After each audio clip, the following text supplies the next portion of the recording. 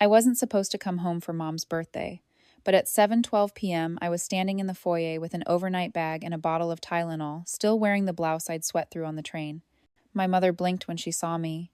"You didn't say you were coming." I said, "Happy birthday." Then I asked, "Is the guest room still mine?" She glanced toward the stairs. "Ashley's using it now, but you can sleep there, just for tonight."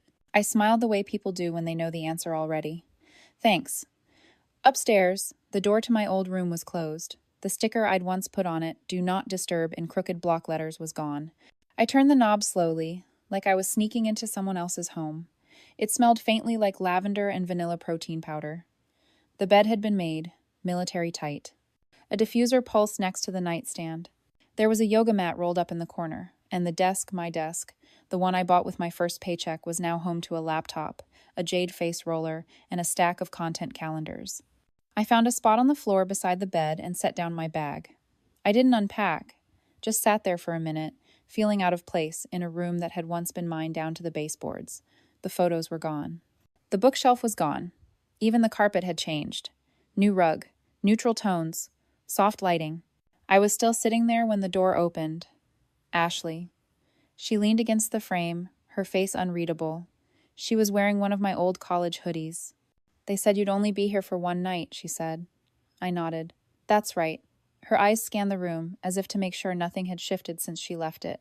"This isn't your room anymore." A pause. "You don't deserve it." I looked at her. "Okay." She waited, like she was expecting me to challenge her. I didn't. I stood, pulled the blanket halfway down the bed, and lay on top of it without removing my shoes. She didn't say anything else, just closed the door behind her. The light from the hallway disappeared. In the dark, I let my eyes adjust to the shape of the ceiling. No more glow in the dark stars. No more crooked poster of Florence and the Machine. The wall was blank, clean, scrubbed of history. I turned onto my side. The bed was firmer than I remembered, like it had been rebuilt to hold someone else's weight. I pulled my coat over my legs and let the cold reach my back. I used to sleep here the night before, every big decision before college tours, before interviews, before I left for New York. I'd lie awake listening to the heater hum and imagine a future that felt solid. But tonight it felt like I was trespassing, like even my breath was too loud. I reached for my phone and opened my gallery. Scrolled back to a picture from 2013. Same room, different world, my desk covered in index cards, my books stacked like bricks. A note from my mom taped to the wall. "Proud of you already." I had framed that note once. Now it was probably in a landfill. I locked my phone. The room was quiet, except for the faint sound of water running somewhere downstairs. Pipes I used to know by sound. A drip meant the kitchen. A groan meant the hallway bath. I lay still, not because I was tired, but because there was nowhere to move without knocking something over. I thought about Ashley's voice, how steady it had been, like she'd rehearsed it. "You don't deserve it." I wondered what she thought I'd done to lose it. To lose a room, a wall, a space to return to. Maybe nothing. Maybe I just left too long. Or maybe more likely my leaving made it easier for her to forget I'd ever been part of it. I thought about the bottle of Tylenol in my bag. I hadn't needed it after all. The headache was gone. In its place was something else. I couldn't name it yet, but it was quiet, heavy, familiar. I didn't cry. I didn't move. I didn't text anyone. I just closed my eyes and tried to remember the last time I felt at home here. It was probably before the carpet changed, before Ashley's face became a locked door, before I realized that even silence can be territorial. I woke up before anyone else. The house was still. No coffee brewing, no footsteps, no hum of conversation, just that thin morning silence I'd grown up with, the kind that always felt a little too careful, like everyone was waiting for something to crack. I slipped out of bed without making a sound. My coat had slid to the floor. I picked it up, folded it over my arm, and padded down the stairs barefoot. The kitchen light was already on. My mother stood at the sink, staring into the yard like it might answer a question she hadn't asked out loud. She didn't turn when I entered. "There's leftover cake," she said. "I'll wrap some for you to take." I nodded. "Thanks." I poured a glass of water and leaned against the counter. She looked tired. Older than I remembered. Maybe I looked the same to her. Maybe that's why she never really looked at me. She dried her hands on a towel, then reached for a plate.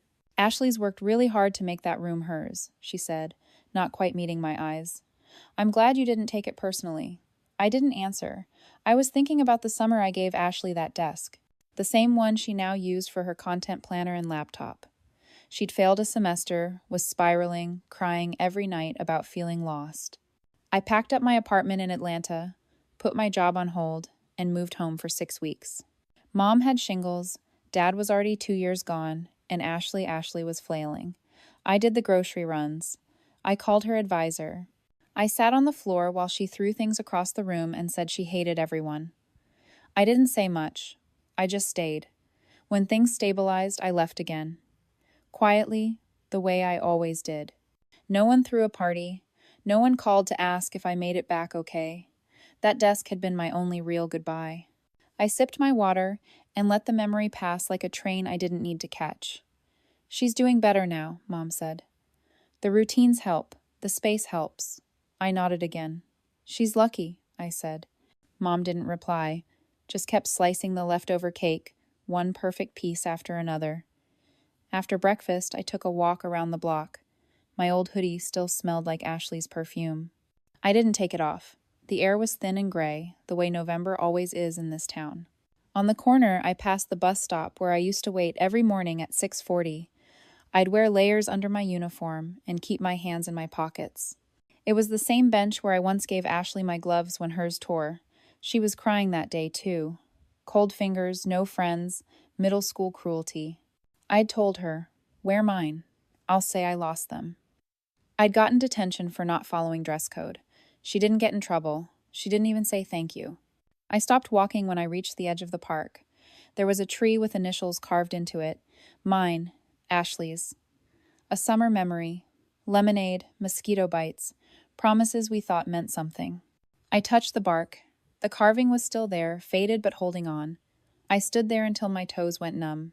When I came back to the house, Ashley was in the kitchen, sitting at the table with a smoothie and a laptop open to what looked like a live stream. Hey, she said, without looking up.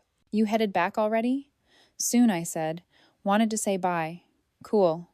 She tapped something on the keyboard, then added, Thanks for not making it weird last night. I paused at the doorway. You mean when you said I didn't deserve my old room? She laughed. Oh my God, don't be dramatic. It's not even about you. I nodded slowly. Right, nothing ever is. She looked up at that. Just for a second. But it was enough. I turned away. My bag was still by the stairs. I picked it up, zipped the top, and swung it over my shoulder. I didn't say goodbye to Mom. I figured she'd hear the door close. On the train ride back, I kept the hoodie on. My phone buzzed twice. Work. A friend. I didn't answer. Instead, I opened notes and typed one line. She never said thank you for the gloves. It sounded petty, but it wasn't about the gloves. It was about everything small I'd ever given that became invisible the moment it left my hands. About how love in this family was never returned, just expected. Like air, like silence, like me. I closed the app and looked out the window. The trees blurred past, orange and brown and bare. I'd given so much over the years. Money, time, space, rooms. I just hadn't realized I'd given away the right to come back. 3 days after I got back, I went to drop off a donation box at a used bookstore near my apartment. I hadn't planned to go in, but the wind was biting, and I figured I'd step inside, warm up a little, maybe browse the dollar rack. I wandered to the back, toward the staff picks. That's when I saw it. A paperback with a familiar photo on the cover. Familiar not in a vague déjà vu kind of way. Familiar because it was mine. The image was slightly edited, softened, filtered, but unmistakable. It was a picture of my old bedroom, my actual bedroom, before the beige walls, before the diffuser and the yoga mat. I stood there frozen, eyes locked on the spine. The author's name was printed in pale serif font, Ashley J. Myers. I pulled the book off the shelf, flipped it open. The dedication read, To the ones who survive silently, you taught me how to speak. I turned the pages, skimmed a paragraph, then another, and then I stopped, because the story wasn't fiction. Not really. The main character was named Anna, but the childhood memories were mine, line for line, word for word. The broken arm in second grade, The middle school poem that won state. The walk home after Mom forgot to pick me up, and I sat on the school steps for 2 hours. Even the scar behind the ear, shaped like a comma, was in there. My hands shook. I sat down in the corner of the store with the book in my lap and kept reading. Chapter after chapter blurred into a sick familiarity. My journals. She had taken my journals. At some point, probably during one of those summers when I was gone and she still lived at home, she must have found them, read them, used them. I flipped to the acknowledgments. My name wasn't there. Not once. But our mother was. In capital letters. Thank you to my mother, who reminded me that no matter how dark things get, stories always find their way home. I felt my face flush. I didn't even remember walking to the register. The cashier looked up, smiling. Great pick. That one's been selling fast. I paid cash, walked home with the book in my coat, pressed tight against my ribs like it might leak if I let it breathe.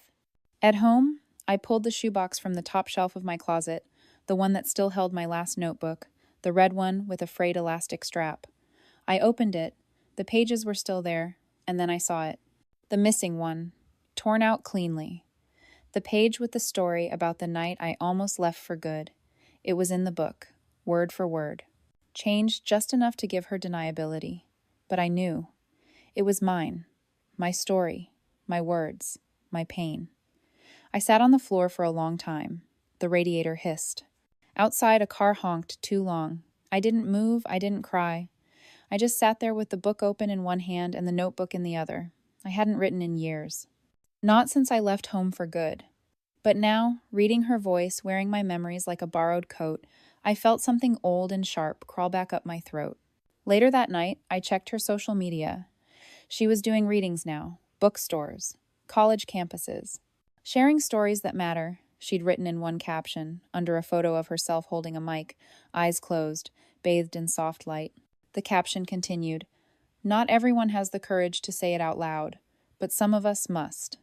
I closed the app, plugged my phone in, then unplugged it again. I printed out a copy of the copyright form, then opened a new document on my laptop and began to type, "Not for her, not for revenge," just to prove to myself I still could. The next morning, I sent an email to the publisher. I didn't accuse. I didn't threaten. I simply asked whether Ashley J. Myers had submitted any materials under oath, affirming that the work was entirely original. I attached screenshots of my old notebook, timestamps, metadata. No emotion, just evidence. Later that afternoon, I received a reply from someone in legal. Short, terse. "We take these claims seriously. Our team will investigate and follow up." I didn't reply. I didn't need to. I just leaned back in my chair, closed the book still sitting on my desk, and whispered, not to anyone in particular, "You really thought I wouldn't notice?" The response from the publisher came 5 days later. It wasn't long, just a few lines in a sterile font. Their legal team had reviewed the materials. Substantial textual overlap identified. Pending internal investigation, all promotional activity related to the title will be paused effective immediately. No apology, no admission, just the corporate equivalent of stunned silence. I stared at the email for a long time, then I forwarded it to myself. Twice, just to be sure it was real. The next day, the bookstore near my apartment pulled the display. I walked past it after work, where my bedroom used to sit in paperback form, and found only an empty wooden stand and a sign that read, "Temporarily out of stock." It wasn't, of course. They still had copies. They just weren't selling them anymore.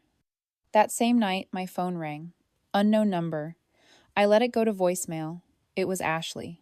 Her voice started calm, too calm, the way people sound when they've rehearsed something 5 times in the mirror.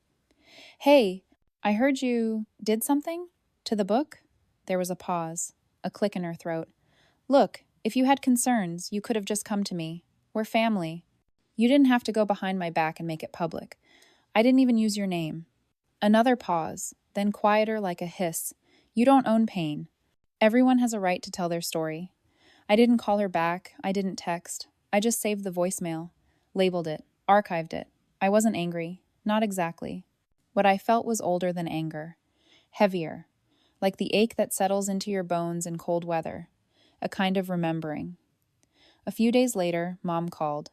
This time I picked up. What is going on between you two? She said, skipping the greeting. Ashley's devastated. She says you're threatening her career. I sat on the couch, staring at the stain on my rug from the time I dropped a cup of tea during a panic attack. Did she tell you where she got the stories? I asked. She said they were fictionalized. Are they? Silence. Then, look, I don't know what's true anymore. You girls have always had your issues, but this feels cruel. I almost laughed. Cruel is publishing someone else's trauma and signing your name to it. You're overreacting, she said. Ashley's book has helped people. She's being invited to panels, conferences. She's finally found her voice, and now it's all falling apart because you can't let go of the past. I closed my eyes. It's not the past if she's still profiting from it. Mom sighed hard through her nose. You're doing this out of spite. Admit it. You're jealous she got there first. I hung up. I didn't say goodbye. I didn't even wait for her to finish. Just pressed the red button and let the silence settle again. That night, I gathered every old notebook, every saved message, every email I'd ever written that contained so much as a sentence of memory. I sorted them, scanned them, created backups. I labeled a folder. Source Archive. It wasn't revenge. It was insurance. 2 days later, I received an email from a literary blogger. They'd caught wind of the investigation. Wanted a quote. Sources suggest you've raised a claim against Ashley J. Myers regarding authorship of her book. Would you care to comment? I wrote one sentence. I only ask for the credit of surviving what she turned into art. I didn't hear from them again. But the blog post went up the next morning. It was diplomatic, non-accusatory. But it listed the facts, the timeline, the text samples, side by side, my words, her paragraphs. The similarities were impossible to ignore. That same afternoon, Ashley's publisher released a statement. Due to unresolved concerns regarding the origin of select passages, we are temporarily suspending distribution of The Silent Sister. We remain committed to upholding the integrity of authorship. I read the statement 3 times. I didn't celebrate. I didn't post anything. I didn't text anyone. I just made tea, sat by the window, and watched the leaves outside fall one by one. At 8:02 p.m., Ashley texted. One sentence. Are you happy now? I stared at it, typed nothing. Then I opened my old journal, the red one, with the torn elastic, and wrote for the first time in years. Not about her, not about the book. Just about the park near my apartment, and how the light hits the bench around 4:15 when no one's looking. When I finished, I closed it, tied it shut with a rubber band.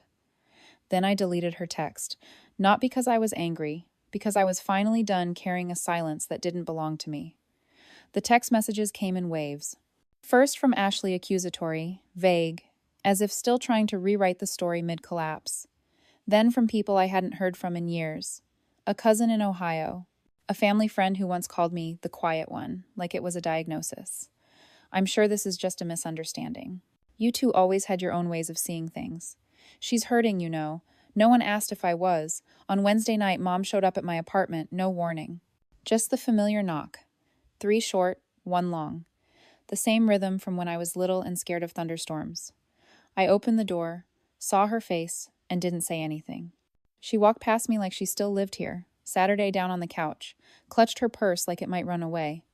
We need to talk, she said. I stayed standing. She looked older than last week, more tired. Ashley's not eating, she's barely sleeping. The publisher dropped her completely. Her eyes darted to mine. She could lose everything.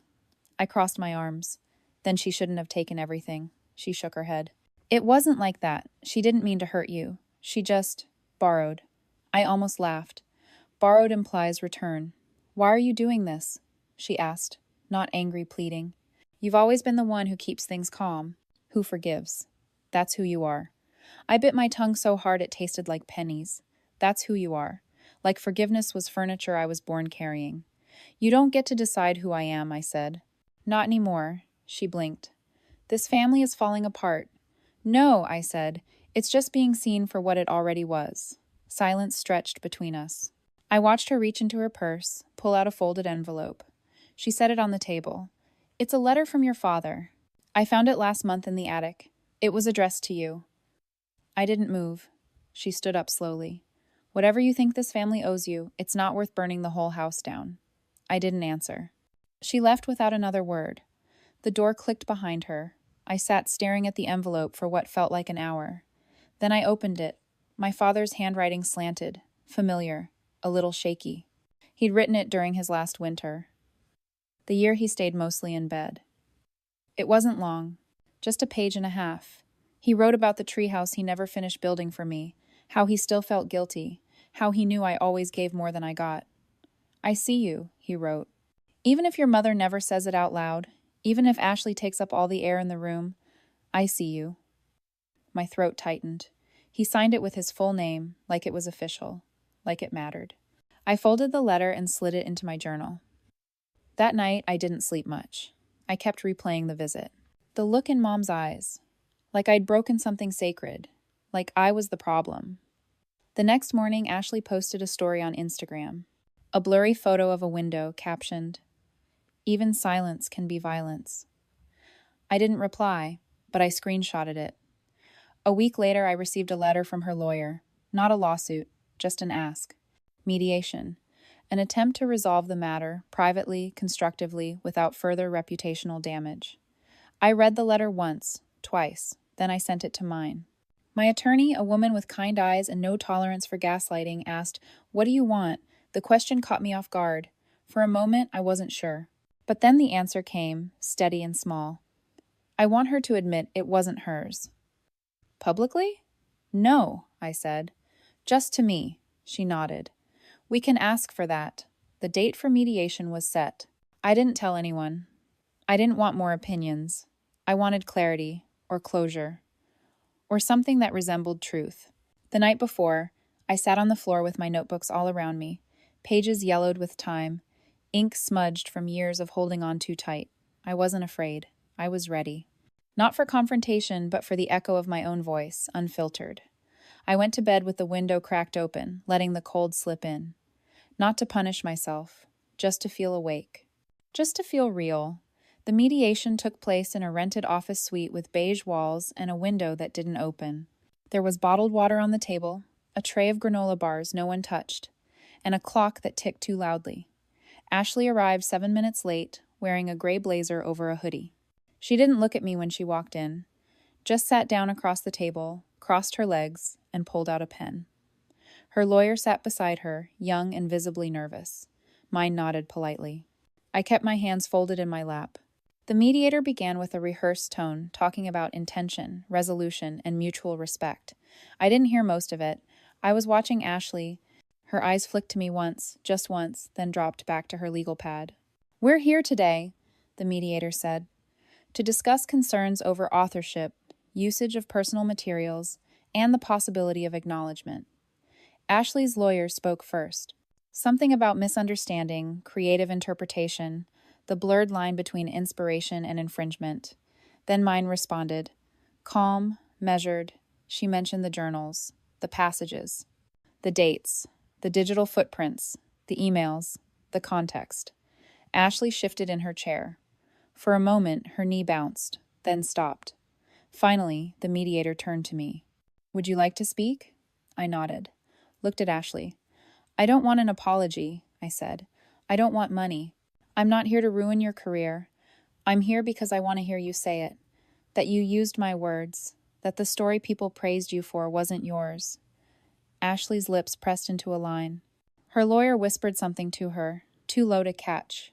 She didn't respond. I waited. 10 seconds. 20. Then she looked up. Her face was tight, like she was chewing glass. "Fine," she said. "I used your journals. I shouldn't have. I thought if I made it beautiful, it would be okay. That it would matter more." Her voice caught.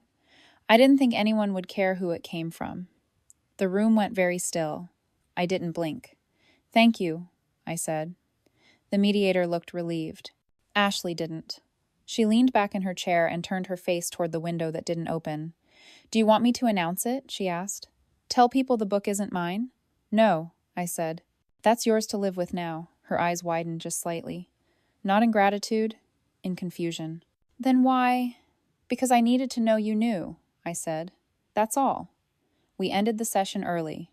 No agreements to sign, no statements, just 2 signatures acknowledging we'd attended. As I gathered my coat, Ashley stood up too. She hesitated at the door. "I really didn't think you'd do it," she said. I tilted my head. "I know." Outside, the air was brittle and blue. I walked 2 blocks before I let myself feel anything. Not anger, not vindication, just a quiet, steady kind of ache. Like something heavy had been lifted, but the bruise it left behind would take time to fade. That evening, I made dinner for myself, chopped vegetables slowly, stirred sauce without rushing. I didn't check my phone, didn't open my laptop. I just let the quiet settle in the apartment like an old friend. At 9:12 p.m., an email came in. From the publisher, they'd reviewed the mediation report and would be reinstating the investigation indefinitely. The book would remain pulled, rights suspended. A sentence near the bottom: "Your integrity in this matter is noted and appreciated." I closed the email. I didn't forward it to anyone. I didn't screenshot it. I just marked it as read and moved on. Before bed, I opened the red journal, wrote 1 line. I didn't win. I just didn't lose myself this time. Then I tucked it under my pillow, turned out the light, and slept with both windows open. Not because I needed the cold, but because for the first time in years I could breathe. 2 weeks passed. I didn't hear from Ashley. Not directly, but I saw the quiet unraveling. Her book disappeared from shelves, not just pulled, but gone. Her website went into maintenance mode. A panel she'd been scheduled to speak at posted a subtle update: "Program subject to change." I didn't gloat. There was nothing satisfying about watching someone lose something they stole. It didn't feel like justice. It felt like silence, finally landing in the right room. One afternoon, I came home to a package on my doorstep. No return address, no note, just a box sealed with care. I brought it inside, opened it on the kitchen floor. Inside, my journals. All of them. Even the red one I still kept with me. She must have copied the missing pages and returned the originals. Some were weathered, the corners bent. A few had sticky notes attached with what looked like page numbers. I sat there for a long time, just breathing, just staring at the weight of my own memory. She hadn't apologized, but this was the closest she'd ever come to admitting she'd taken too much. I packed the journals back into the box and carried them to my closet. Placed them gently on the highest shelf, not hidden, just above reach.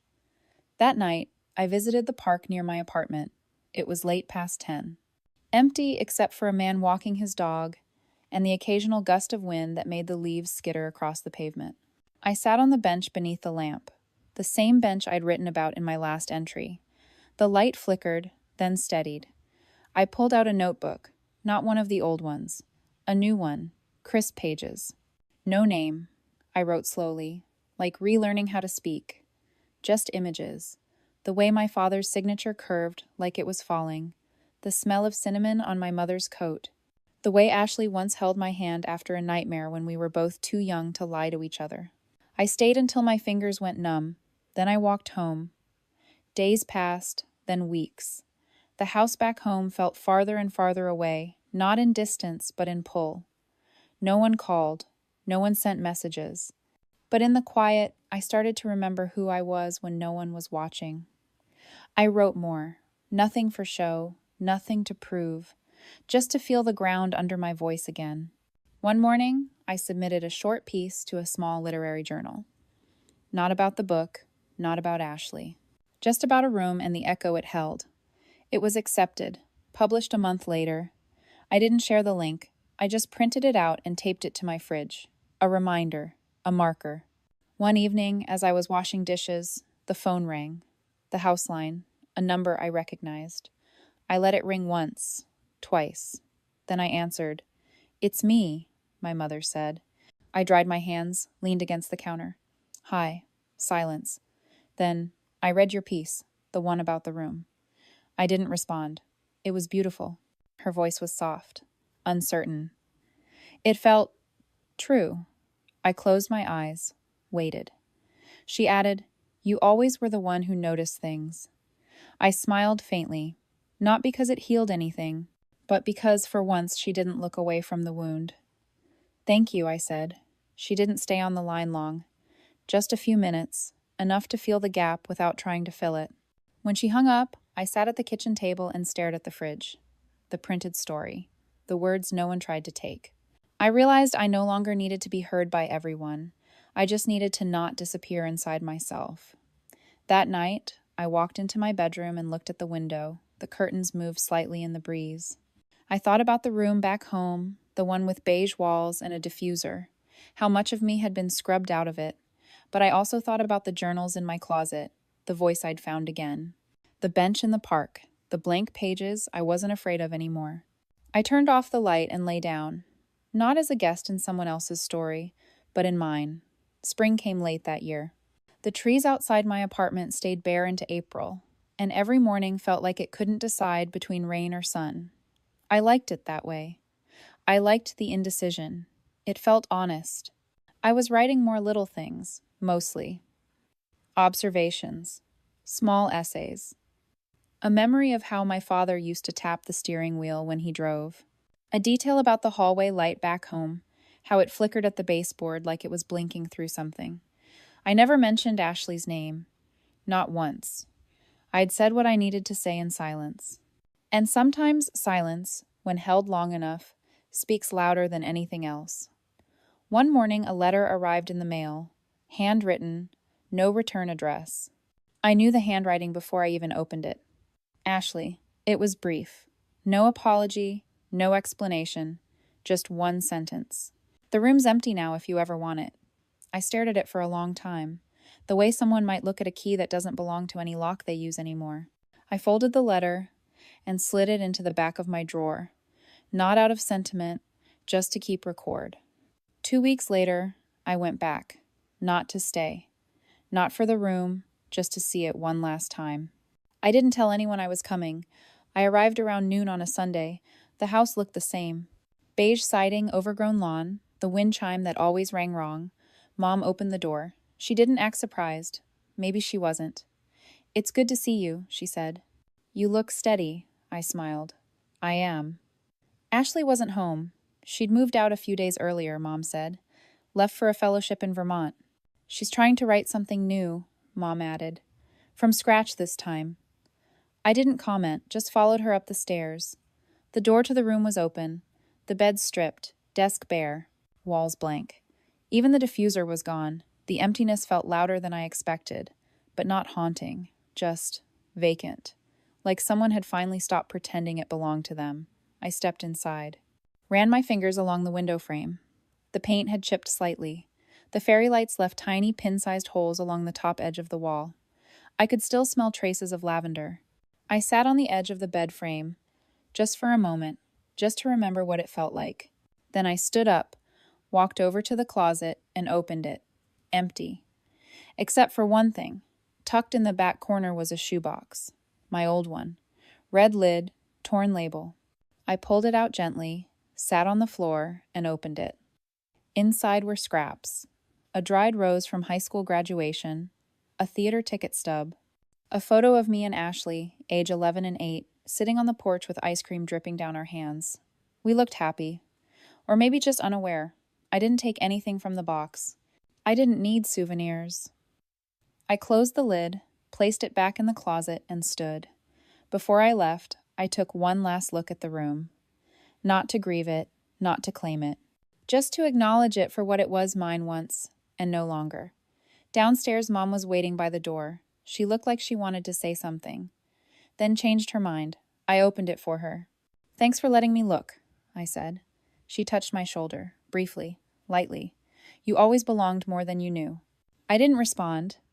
I stepped out onto the porch and felt the wind press into my coat. I walked to my car slowly, not out of reluctance, but ritual. When I started the engine, I didn't look back. The house didn't deserve a final glance. It had already taken enough. On the drive home, I thought about what Ashley had written, "The room's empty now if you ever want it." But what I wanted was never just the room. It was never the furniture or the desk or the bedspread I used to cry into. What I wanted was recognition, a quiet seat at the table, the safety of being believed. And now, I realized, I didn't need her to give me that anymore. I'd built it elsewhere, in silence. In stories, in places where my voice didn't echo, it landed. When I got home, I took off my shoes and sat on the floor of my living room. The late afternoon light filtered through the blinds. I reached for my journal, opened to a blank page, and wrote a single sentence. I visited the grave of something I no longer mourn. Then I closed it, stood up, and made tea. I didn't feel triumphant. I felt clean, clear, like something had been lifted from my chest, not forcefully, not dramatically, just gently undone. Later that night, I stood by my window, looking out at the street. The wind had picked up again. Leaves blew in a slow spiral near the sidewalk. Someone walked by with a dog, and for a second I thought I recognized them. But it didn't matter. They didn't see me, and I didn't need them to. I was here, still, steady. And, for the first time in years, I wasn't trying to earn my place. I had simply taken it quietly, fully, on my own terms,